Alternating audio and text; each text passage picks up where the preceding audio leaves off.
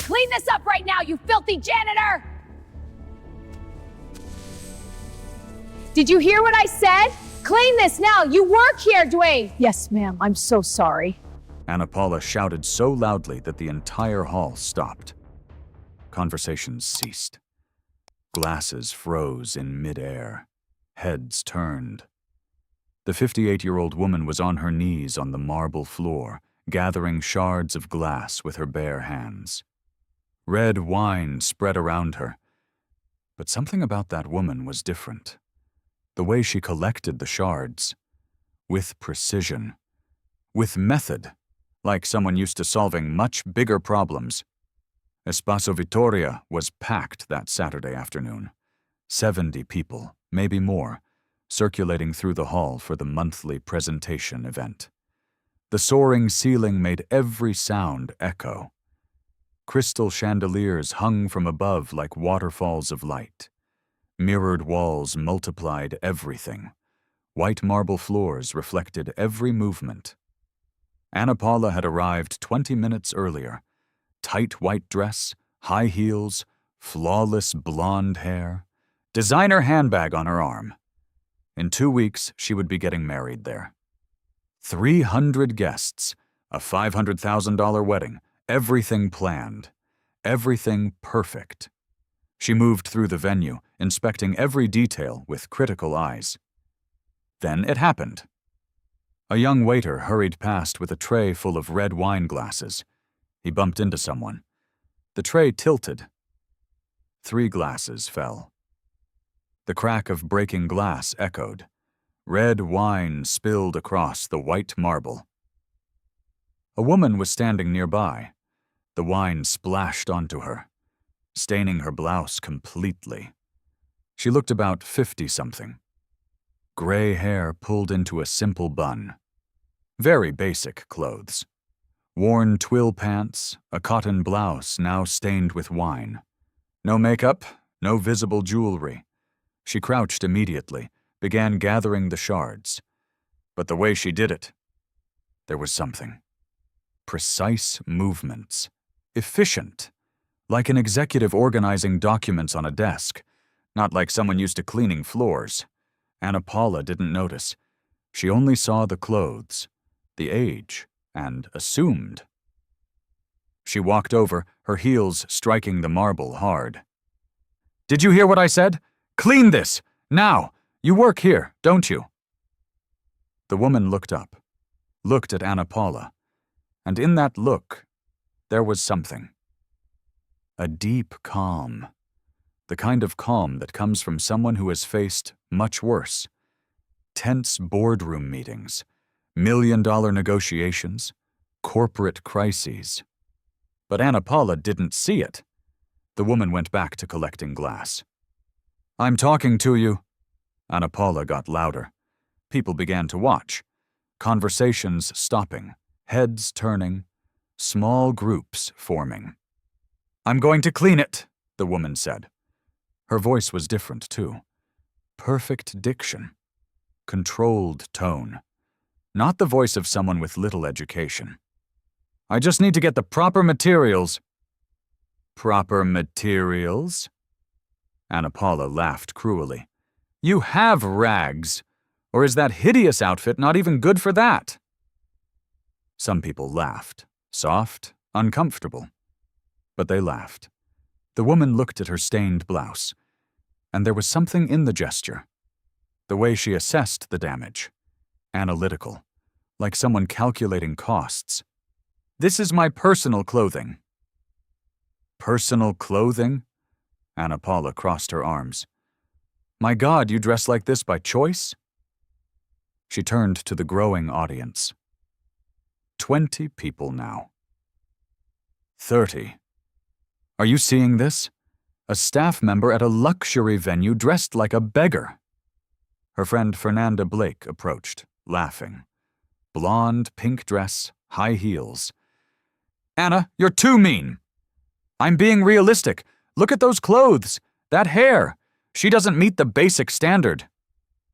The woman continued gathering glass. But when she picked up a larger piece, she did something interesting. She examined it for a second, turning it, analyzing it, like someone assessing material quality, like someone who had specified imported glass for luxury buildings. Then she set it aside carefully.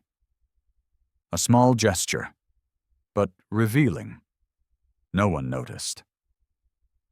"And look how she cleans," Anna Paula continued. "Slow, lazy. She's probably paid by the hour installing." A man in a suit stepped closer. Around 40, serious posture. "Miss, this isn't necessary." "Not necessary." Anna Paula turned to him. "I'm getting married here in 2 weeks, and this is the quality of the staff?" "I didn't break them," the woman said calmly. "It was an accident with the waiter." Anna Paula exploded. "Oh, of course, blame the waiter. Typical incompetent people never take responsibility." She scanned the room. "Where's the manager of this place? Where? I want the person in charge right now." Sylvia Grant appeared quickly. The venue coordinator. Mid-30s, black dress, tablet in hand. "Miss Anna Paula, we'll handle this calmly." Calm? Calm? Anna Paula was losing control. "I paid $50,000 to rent this place." She pointed at the woman. "And this filthy janitor is ruining my event." "It's not your event," the woman said calmly, still on her knees. "It's the venue's presentation event, open to the public." The silence that fell was heavy. Anna Paula turned purple with rage. "What did you say? You're correcting me? A janitor is correcting me?" She stepped closer. "Get up! Get up! Look at me when I'm talking to you!" The woman carefully set the shards down, wiped her hands on her pants, stood up slowly, and when she stood, there was something in her posture. Shoulders straight, chin firm, feet planted with confidence. The posture of someone who commands, someone used to being heard, someone who walks into meeting rooms and people stand up, but wearing simple clothes. The contradiction was obvious, to anyone paying attention. Anna Paula didn't. "There," the woman said, "I'm standing." Anna Paula looked her up and down with disgust. "Do you have any idea how much my dress costs? Just this dress I'm wearing right now costs more than you make in 6 months." "Probably." The answer was so calm, so emotionless, that it made Anna Paula even angrier. "Probably? Definitely!" Anna Paula displayed her dress. "Look at you! Terrible clothes! Old lady hair! Unpolished nails!" She showed her perfect French manicure. "You probably don't even know what it's like to go to a real nail salon, do you?" The woman looked at her hands. Short nails, clean, no polish. But the hands were well cared for. Moisturized skin, neat cuticles. They weren't the hands of someone who did heavy labor. They were office hands, keyboard hands, contract signing hands. "I do," the woman said simply. "Liar!" Anna Paula shouted. "Look at those nails! Ugly! So poor!" Fernanda laughed loudly. Others laughed too. Humiliation was becoming entertainment. More people gathered. 40 now, 50, 60. Forming a circle, some raising phones, filming. "You know what your problem is?" Anna Paula was unleashed now. "You're old, ugly, poor, and have no future." The woman didn't respond. She just looked, with those calm eyes. Eyes that had seen a lot. Meeting rooms full of 50 powerful men, dinners with politicians and business leaders, grand openings of buildings she had built. But Anna Paula saw only a woman in simple clothes. "Me, on the other hand," Anna Paula spread her arms theatrically. "I'm young, beautiful, and in 2 weeks I'm marrying a very rich man." She turned to the crowd. "His family owns construction companies." The woman blinked, the first sign of reaction. small, almost imperceptible. But it was there, Anna Paula didn't notice. Buildings, malls, things you can't even imagine. The woman took a deep breath, like someone deciding something. He builds this city, Anna Paula continued, while you clean it. Do you know where I'm spending my honeymoon? Anna Paula was euphoric now. Paris, ever been? I have, the woman said. Of course you haven't. People like you barely leave your neighborhood. I have. I've been there 17 times. The answer came so firm, so specific, that Anna Paula hesitated for half a second. 17. Not a few times. Not I've been. 17. An exact number. From someone who counts, someone who travels for business. But Anna Paula pushed the thought away. Liar! She laughed loudly. You're making it up! Last time was in September, the woman continued calmly. I stayed at the Plaza Athénée, a meeting with French investors. The crowd quieted. That was too specific. Plaza Athénée isn't the kind of hotel you casually invent. Lie! Anna Paula shouted. You've never set foot in a place like that. Eiffel Suite, Tower View, room 408. Too precise, too specific. People in the crowd exchanged looks. Anna Paula felt something strange. But she didn't stop. Even if it were true, it was a long time ago, when you had money, before you lost everything and became this. She pointed at the woman. I didn't lose anything, the woman said. I just forgot an extra outfit when I left this morning. Coffee spilled on my blouse. I bought this one at a budget store nearby. Pause. Sometimes it happens. It happens? It happens? Anna Paula laughed hysterically. Rich people don't forget outfits. They don't shop at budget stores. I did. Because you're poor. Admit it. I'm not. The firmness in her voice, no hesitation, no doubt, made several people stop laughing. They started paying real attention. That was when another voice cut through the air. Female, young, firm. Enough. You're being cruel for absolutely no reason. A young woman approached. 26, long brown hair, a simple but elegant blue dress. Who are you? Anna Paula demanded. My name is Beatrice Nolan, and I think you should apologize to this lady. Anna Paula burst out laughing. Apologize? Why? Because you're humiliating her without knowing anything about who she is. I know everything I need to know. Look at her clothes. Clothes don't define anyone, Beatrice said calmly. They do. Anna Paula was out of control. They show who has class, who deserves respect. So you only respect people who wear expensive clothes? Beatrice asked. I respect whoever deserves respect. And who decides who deserves it? Me. My eyes. It's obvious. Beatrice shook her head. You know what I see? A cruel woman humiliating a stranger to feel superior. I am superior. Look at me. Look at her. The woman watched everything in silence, with that infuriating calm. You know what? Anna Paula had an idea. I'm going to post this online. Everyone will see the kind of people this place hires. She pulled out her phone. Started recording. Look, everyone. Espacio Vittoria employee. Terrible clothes. Old, incompetent. The woman looked directly into the camera. No fear. No shame. Just looked. And there was something in that look. Absolute confidence. From someone with nothing to hide. From someone who knew exactly who she was. Film it, she said. I don't mind. You should. This is going to go viral. Everyone will see. If that's what you need to do. The calm in her voice was unsettling. Anna Paula wanted fear. Desperation. tears, but she saw only complete control. "You don't understand," Anna Paula laughed, nervous now. "I'm going to destroy you online. I'll put so much pressure on this place they'll fire you."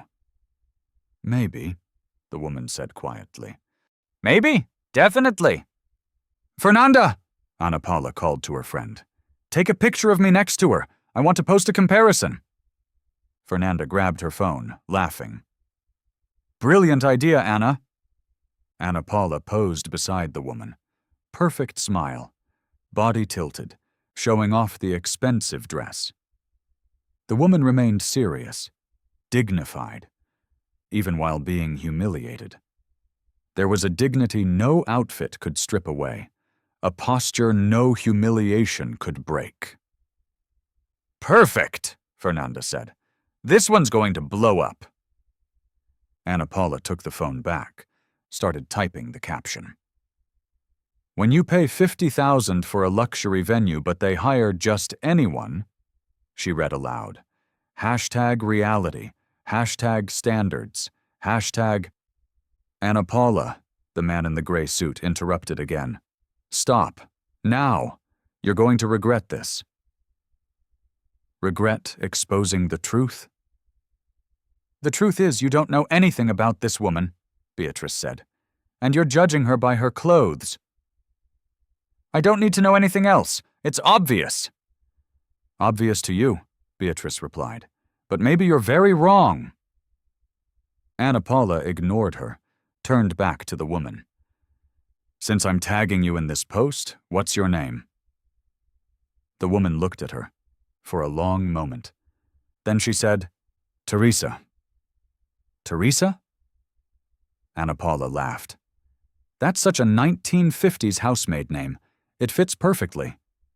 She typed into her phone, "Teresa, janitor, incompetent, old, ugly, fired." That was when Teresa did something completely unexpected. Calmly, she slipped her hand into the pocket of her worn twill pants. Pulled something out. A card, simple. White. She held it out to Anna Paula. "Since you're going to tag me," Teresa said in an entirely calm voice, "use my full name and the correct information."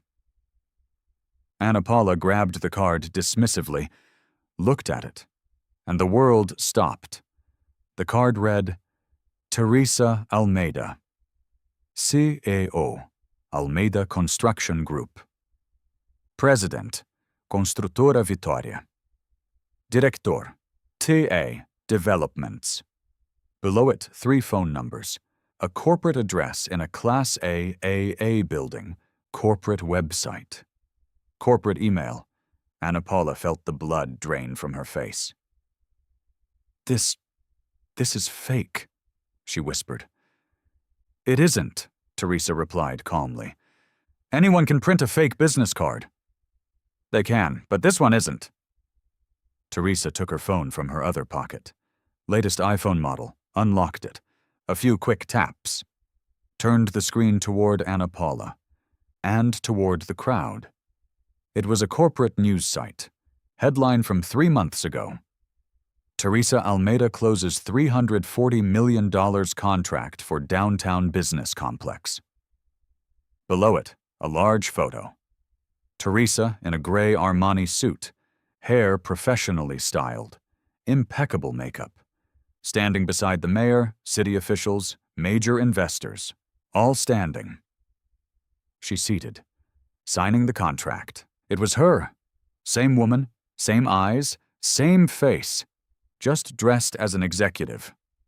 Anna Paula looked from the photo to Teresa. Back to the photo. Back to Teresa. "No, this can't be. You're CEO of 3 construction companies," Teresa said calmly. "Almeida and Sons, founded by my father-in-law 50 years ago. Construtora Vitória, which I created 20 years ago. And Tia Developments, 15 years ago." She slipped the phone back into her pocket. Estimated net worth of 800 million rios, according to Forbes. Last valuation was in April. Each word fell like a hammer. The crowd was completely frozen. 60 people in absolute shock. I came here this morning, Teresa continued in the same calm voice, to see the venue where my son will be getting married. In 2 weeks, actually. Anna Paula felt nausea rise in her throat. After checking the hall, I went for coffee nearby. Someone bumped into me. Coffee spilled on my blouse. Ruined it. She looked down at her blouse. I didn't have a spare outfit in the car. I was in a hurry. I bought this one at a budget store 2 blocks from here. It was the only one in my size. Pause. I returned to the venue to take one final look at the details. That's when the waiter dropped the glasses. Wine splashed on me. I started cleaning. She looked directly at Anna Paula. And that's when you started screaming. The silence was deafening. But do you know what saddened me the most? Teresa took a step closer to Anna Paula. It wasn't you insulting me. It wasn't calling me old, ugly, poor. Another step. It was that you did it because you thought I was a janitor, as if janitors deserve less respect than CEOs. Anna Paula was pale as paper, trembling. Mrs. Almeida, I didn't know. I swear I didn't know you were rich, powerful, important. And if I truly were a janitor, Teresa asked, would I deserve that humiliation? Anna Paula didn't answer. She had no answer. Beatrice stepped closer. That's the point, isn't it? She said, looking at Anna Paula. You only care now because you found out who she is, not because you realized you were wrong. Anna Paula was crying now, mascara running down her cheeks. Mrs. Almeida, please, please. It was a terrible misunderstanding. I can explain. Explain, Teresa said. Explain to all these people. She gestured to the 60 around them. Explain why you humiliated me. Because I thought that I was inferior, Teresa finished, because of my clothes, and you believe clothes define human worth. No, that's not how it is. Then how is it? Anna Paula opened her mouth, closed it, opened it again. Nothing came out. Just then, Teresa's phone rang. She glanced at the screen. Excuse me, she said politely. I need to take this. She answered. Hello, son? A male voice came through, loud enough for a few nearby to hear. Anna Paula froze, because she knew that voice. Very well. Hi, Mom. My flight just landed. Rodrigo Whitmore's voice echoed. I'm grabbing my luggage now. I'll be there in 15 minutes. Anna Paula felt the ground vanish beneath her. Great, son, Teresa replied calmly. I'll meet you here at Espacio Vittoria. You're still there. I thought you'd go home. I had a situation, but it's handled. Come straight here. Okay, I can't wait to see the place. Love you. Love you too. Teresa hung up, put the phone away, looked at Anna Paula. My son Rodrigo is arriving in 15 minutes. You can wait and explain this to him personally. Or you can leave now. Anna Paula was in full panic. Mrs. Almeida, please, don't tell him. Let me leave. I promise that. You promise what? Teresa asked. That you'll never humiliate anyone again? Or that you'll never get caught doing it? Anna Paula sobbed. 60 people witnessed this, Teresa continued. Several recorded it. It's probably online already. My son will find out one way or another. She looked around. Has anyone posted it yet? 3 people raised their hands. How many views? 50,000, a young man said. 80,000, a woman added. 120,000, another replied. Teresa nodded. Then yes, he'll know. Anna Paula collapsed into a nearby chair. Completely destroyed. Fernanda had disappeared, vanished into the crowd, abandoning her friend. The man in the gray suit approached Teresa. "Ma'am, are you all right? Do you need anything?" "I'm fine, thank you, just tired. What are you going to do?" Teresa looked at Anna Paula. "I'll wait for my son to arrive, and I'll let him decide what to do." She turned to Beatrice. "You, the young woman who defended me. What was your name again?" "Beatrice. Beatrice Nolan." "Thank you, Beatrice, for having courage when no one else did." Teresa pulled out another card. Different from the corporate one. This one had only her name and personal number. "My personal contact. If you ever need anything, call." Beatrice accepted it. "Thank you, Mrs. Almeida." "No, thank you." Teresa checked her watch. 10 minutes. Anna Paula lifted her head. Red, swollen face. "Mrs. Almeida, at least tell me. What are you going to say to him?" "The truth. What else would I say?" "But you could soften it. Say it was a misunderstanding." "It wasn't a misunderstanding," Teresa said firmly. "You humiliated me, deliberately, publicly, cruelly, in front of 60 witnesses." Pause. "And I will not lie to my son." Anna Paula cried louder. Sylvia approached nervously. "Mrs. Almeida, I am so deeply sorry for all of this. If I had known you were here—" "You didn't know, Sylvia. It's not your fault." "But the way she treated you, that shows who she is, not who you are." Sylvia nodded gratefully. "The wedding reservation, does it still stand?" Teresa looked at Anna Paula. "I don't believe there will be a wedding, but let's wait for my son to decide." The minutes passed slowly. The crowd did not disperse. Everyone wanted to see the ending, to see what would happen when the groom arrived. It was like watching a slow-motion crash. Terrible, but impossible to look away from. At 12 minutes, the main doors opened. Rodrigo Whitmore entered. 32 years old, impeccable dark suit, carry-on in hand. Handsome, sharp haircut, confident posture. He scanned the room, saw his mother, smiled widely. "Mom." He walked quickly to her, hugged her tightly. "I missed you! How was the week?" Then he noticed the stained blouse. "Mom, what happened to your clothes? Why are you wearing that? And there's wine." Teresa looked at him. "Something happened, son. Something you need to know." Rodrigo frowned, then saw Anna Paula, sitting in a chair, crying, face ruined. "Anna, what are you doing here? Is everything okay?" He looked around, saw the 60 people, all watching, all silent, waiting. "What's going on?" he asked, confusion turning to concern. Teresa took a deep breath. "I came this morning to see the venue. Then I went for coffee.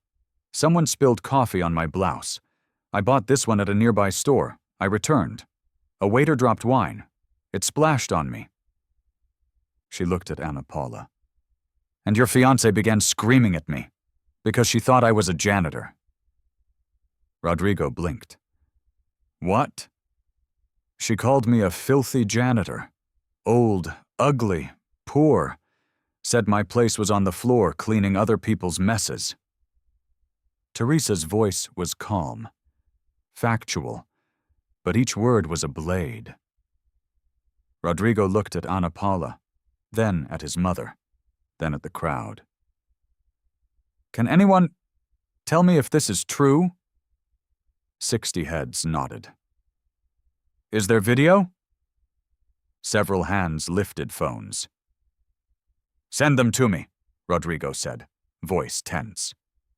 "All of them. I want to see everything." He pulled out his phone. Messages began arriving instantly. He opened the first video. Watched. 30 seconds of Anna Paula screaming, Teresa on her knees. Total humiliation. When it ended, Rodrigo was pale. "Are there more?" "4," someone replied. He watched them all, each worse than the last. When he finished, he stood still, processing. Then he turned to Ana Paula. "Is this true? Did you do this?" Ana Paula couldn't speak. She just cried. "Answer me!" he shouted for the first time. "Did you do that to my mother?" "Ryan, I didn't know it was her. She was dressed so simply. I thought—" "You thought she was a janitor," Ryan said slowly, processing. "And then you thought you could humiliate her. Is that it?" "No, that's not what happened." "That's exactly what happened," Beatrice said from the side. Ryan looked at her. "Who are you?" "Beatrice. I defended your mother. I tried to stop Ana Paula, but she kept going." "Thank you," Ryan said, voice thick. "Thank you so much for defending her."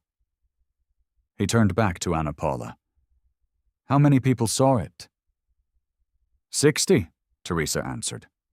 "And how many views are the videos at?" "The last one I saw had 150,000, the young man said. "But it's probably over 200 now." Ryan ran a hand over his face. "My God, Ana Paula, how could you?" "Ryan, I didn't know who she was." "And does that make a difference?" he exploded. "You humiliated a human being. You wouldn't have done that if you knew it was my mother, but you would if she were a real janitor, wouldn't you?" Ana Paula had no answer. "Answer me!" Ryan shouted. "Would you?" I don't know. I was nervous. The wedding, Don't use our wedding as an excuse for cruelty." He walked to the window, looked out at the parking lot and trying to control the rage, the disappointment, the shame. "Ryan," Ana Paula tried. "Please, we can talk. Alone." "No," he said without turning around. "Whatever you have to say it in front of everyone. The way you humiliated my mother in front of everyone." Ana Paula sobbed. "I'm sorry, I really am. If I had known." "Stop saying you didn't know." Ryan turned. "The problem isn't that you didn't know who she was. The problem is you think anyone deserves to be treated like that." He looked around, at the crowd. "Did anyone here see my mother yelling back? Screaming back? Being cruel?" Silence. "No, because she didn't. She had class, dignity, everything you clearly don't have." Ryan took a deep breath. "The wedding is off." The words hit like a bomb. "No," Ana Paula stood. "Ryan, no, please." "It's off, Ana Paula, definitively." But I'll change, I promise, I'll be different." "You only want to change because you lost something," Beatrice said. "Not because you understood you were wrong." Ryan looked at Beatrice, then at his mother. "Mom, are you really okay?" "I am, son, just tired. Let's go home." "Let's go." Ryan picked up his suitcase. Ana Paula rushed to him. Ryan, please, don't do this. We can talk. Fix it." He stopped, turned. "There's nothing to fix, Ana Paula. You showed who you are, and I can't love someone like that." "But I love you." "You love the idea of me, the money, the status, the family, but you don't love me for real, because if you did, you wouldn't have done that to my mother." He looked at her one last time. "Goodbye, Ana Paula." And he left with Teresa. The door closed behind them. Ana Paula stood there, frozen in the middle of the hall. 60 people staring, judging. The silence was absolute. Then, one by one, people began to leave. Some looked at Ana Paula with contempt, others with pity, most with discomfort, just wanting to get away. Within 10 minutes, the hall was empty. Only Ana Paula, Sylvia, and Beatrice. Sylvia approached with a folder. Miss Anna Paula, about the reservation? Cancel everything, Anna Paula said, voice broken. There won't be a wedding. The deposit is non-refundable. I know, I don't care. Just cancel it all, please. Sylvia nodded. I'm very sorry. And she stepped away. Beatrice was still there. Why are you still here? Anna Paula asked. Because I didn't think you should be alone. I deserve to be alone. Maybe, but still. Anna Paula looked at her. Why are you so kind after what I did? Because someone has to be, and today it's me. Beatrice stepped closer. Come on, let's get out of here. Anna Paula nodded. They walked toward the exit. Outside, the sun was setting. Orange and pink sky. What do I do now? Anna Paula asked. Go home, rest, and tomorrow, start thinking about how to change for real. Ryan will never come back. Probably not. So what's the point? Because you have to live with yourself. Do you want to be this person for the rest of your life? Anna Paula looked down. No. Then change. Beatrice handed her a card. My number. If you need it, call. Anna Paula took it. Why are you doing this? Because everyone deserves at least one person who doesn't give up. Even you. And she walked away. Anna Paula stood alone on the sidewalk, the card in her hand, and for the first time in her life, not knowing what to do. Fasano Restaurant, Jardins. 10 p.m. The corner table had a view of Rua Vittoria. Low lighting, candles, intimate atmosphere. Teresa and Ryan sat across from each other. She had changed completely. A simple black dress, clearly expensive. A discreet pearl necklace. Hair down over her shoulders. Light but impeccable makeup. Ryan had loosened his tie and undone the top button of his shirt. But he still wore the dark suit from his trip. The waiter had just brought the wine. Brunello di Montalcino, vintage Divi Tukstoshi Seshpadsmit. Teresa took a sip, closed her eyes, savored it. How are you, Mom? Truly? Ryan asked. Teresa opened her eyes. I'm fine. Tired, but fine. I don't mean physically, I mean emotionally. Teresa gave a sad smile. Son, emotionally. She paused. I'm upset. I won't lie. That was cruel. It was horrible to watch in the videos. I can't imagine what it was like to live it. I've lived worse. Ryan frowned. Worse than being humiliated in public? Yes. Teresa took another sip. When your father died, and I had to take over the companies, all the partners thought I wouldn't handle it. They said worse things, to my face, in meetings. She looked at the wine. They said a woman had no place in construction, that I should sell my share and disappear. One of them offered to take care of me if I signed the shares over to him. My God, Mom, you never told me that. Because you were little, and later, it didn't seem important. I proved them wrong. That was enough. But today, Ryan hesitated. Today was different, wasn't it? It was, because today it wasn't sexism. It was pure classism. She looked at me and decided I was worth nothing. Based on clothes.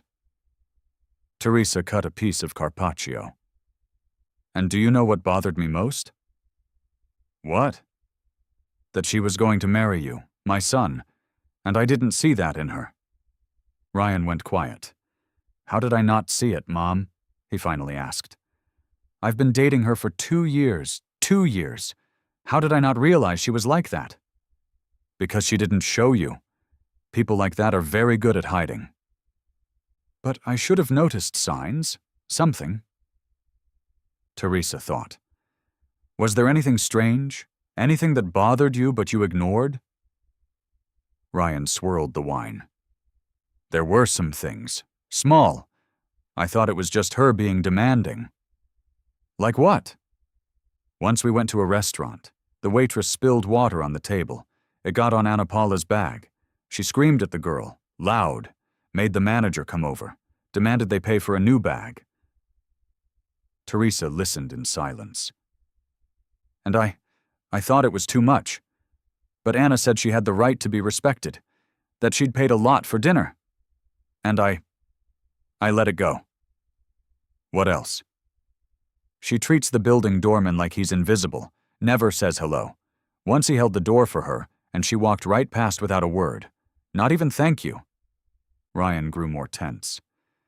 And the way she talks about her nail tech, always complaining, saying the girl is stupid, slow, incompetent. Did you say anything? I did once. I said she was being harsh. She laughed, said I was too nice, said service people need pressure or they get lazy. He put his hand over his face. My God, Mom, the signs were all there, and I ignored them. Don't blame yourself, son.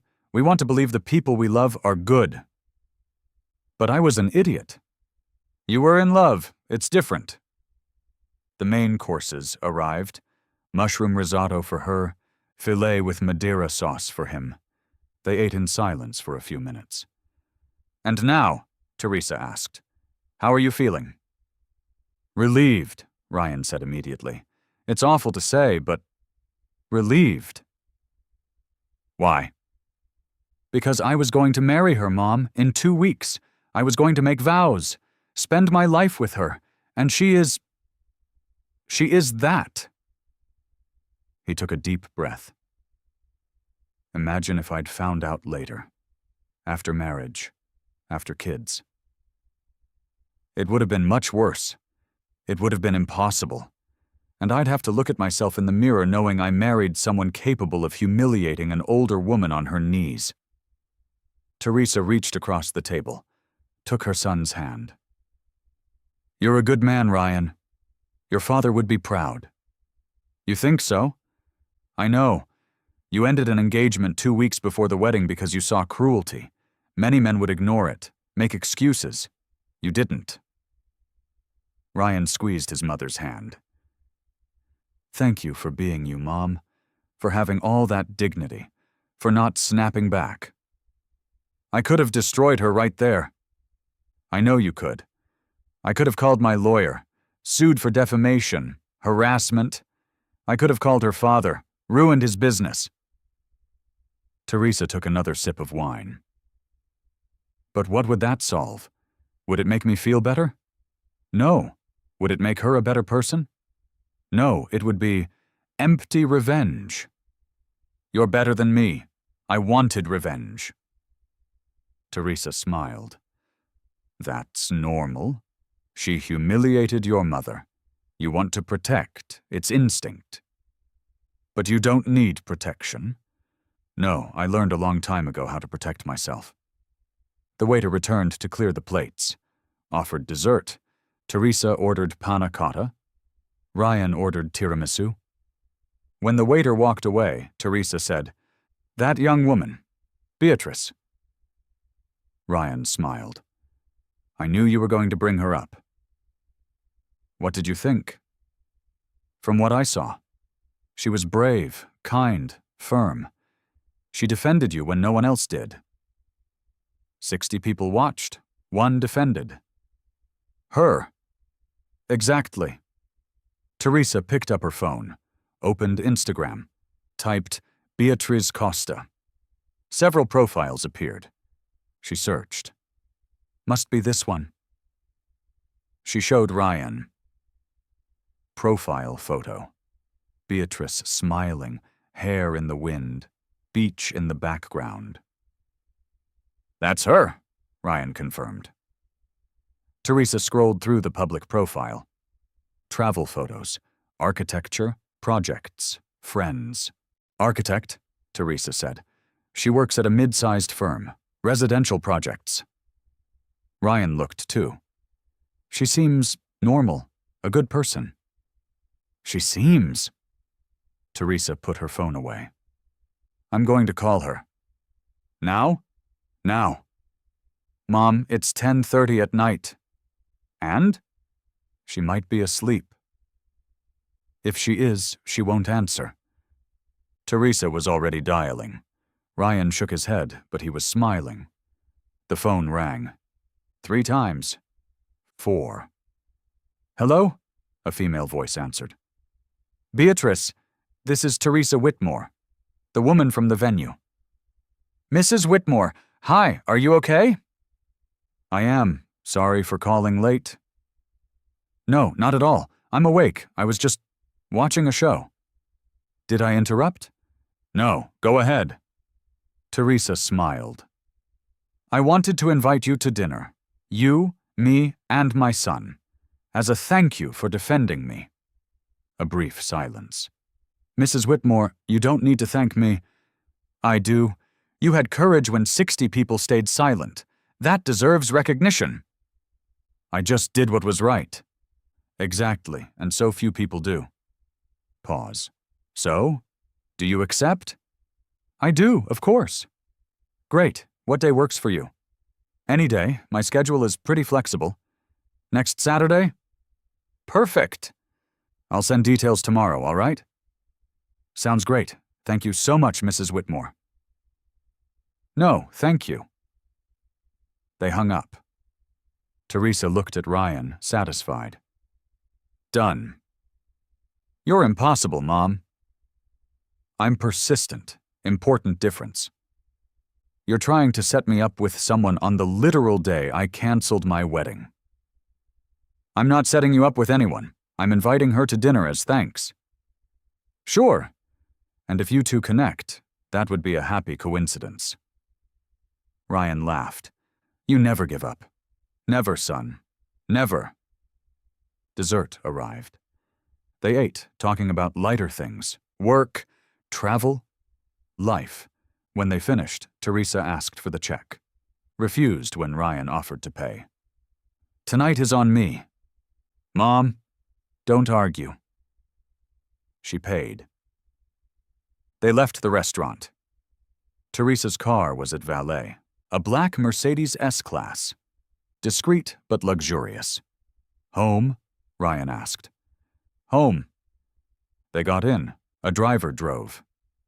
Teresa lived in an apartment in Higienopolis. A penthouse, 500 square meters. A city view. Ryan lived in his own penthouse in Pinheiros. But today he was going to his mother's. He didn't want to be alone. During the drive, Ryan said, Mom, can I ask you something? Always. Are you afraid of becoming like her? Anna Paula? Teresa looked surprised. Why do you ask that? Because you have money. Power. You could easily treat people badly and get away with it. But you don't. Why? Teresa thought. Your father taught me something important. He used to say, Teresa, money amplifies who you already are. If you're good, you become more generous. If you're cruel, you become more cruel. So decide who you want to be before you have money. And you decided to be good. I decided to be fair, respectful, to treat people the way I'd want to be treated. She looked out the window. And I never forgot where I came from. My father was a construction worker, my mother a seamstress. I grew up watching them work 12-hour days, watching them be treated as less important. I didn't know Grandpa was a construction worker. He was, a good one. He's the one who taught me to look at buildings, to understand structure, foundations, quality. She smiled. He died proud of me, seeing his daughter become the owner of a construction company. But he always reminded me, don't forget the people down below, Teresa. They're the ones holding everything up. He was wise. He was. The car stopped in front of the building. The doorman opened the door. Good evening, Mrs. Whitmore. Good evening, Dr. Whitmore. Good evening, Mr. Antonio. Teresa replied warmly. How's the family? Good, good. My granddaughter got into college. That's wonderful. Med school, right? Yes, you remember.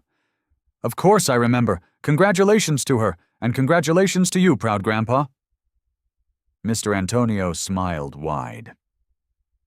They went in, a private elevator straight to the penthouse. When they entered the apartment, Ryan said, You remember the doorman's granddaughter's name? I do. And you ask about his family? I do. Anna Paula would never do that. I know. Ryan hugged his mother, hard. Thank you for being you. Thank you for being my son. Meanwhile, on the other side of the city, Beatrice was sitting on the couch in her apartment. Small, a studio in Perdizes. Rented. Simple but cozy. Her phone rang. Unknown number. She answered. Hello? It was Anna Paula. Beatrice, it's Anna Paula. Beatrice was surprised. Anna Paula, hi. Hi, sorry to call. I got your number from Sylvia. It's okay. An awkward silence. Are you okay? Anna Paula asked. I am, are you? A bitter laugh. No, I'm not okay at all. Beatrice didn't know what to say. I know you probably hate me, Anna Paula continued, and you'd have every right, but I wanted to thank you. Thank me? For not abandoning me completely, for staying, for giving me your number. It was more than I deserved. Everyone deserves at least one person. I don't know if I do, but thank you anyway. Pause. And I wanted to apologize for everything you saw, for everything I did. You don't need to apologize to me. I wasn't the one you humiliated. I know, but you tried to stop me, and I didn't listen, and you were right about everything. Beatrice could hear Anna Paula crying on the other end. Anna Paula, where are you? At home, my parents' house. I didn't want to be alone. Okay, it's good not to be alone tonight. Beatrice, how do I change? For real? How do I stop being this? Beatrice thought. First, you need to understand why you did it, not the excuse, the real reason. Because I'm horrible? No, because you were taught that some people matter more than others, and you believed it. And how do I unlearn that? Therapy, a lot of it, and starting to actually see people, all of them, not just the ones you think are important. Anna Paula went quiet. Do you think there's any chance Ryan comes back one day? No. The honesty hurt, but it was necessary. But that doesn't mean your life is over, Beatrice continued. It means the life you planned is over. And maybe that's good. How could that be good? Because that life was built on a lie, on you pretending to be someone you weren't. Now you can find out who you really are and become someone better. Anna Paula took a deep breath. Thank you for being kind when I don't deserve it. Everyone deserves basic kindness, Anna Paula, even you. They hung up. Beatrice stared at her phone, thinking. How one day could change everything. How one decision, to defend someone, could create waves. She defended Teresa because it was right, without expecting anything in return. And now she had a dinner invitation, a personal number from a multi-millionaire CEO. And maybe something more. She looked at Teresa's card on the table. Simple. Name and number. But it meant something bigger. That kindness matters, that doing the right thing has value, even when it's hard, especially when it's hard. Beatrice smiled, put the card away carefully, and went back to her show. But something inside her had changed. Something small but meaningful. The certainty that she had made the right choice, and that it mattered. If this story touched you, comment "Millionaire Janitor" and leave a heart. Share to remind people that everyone deserves respect, and leave a like to support our work. Subscribe to get more stories like this. And you, are you rooting for Ryan and Beatrice too?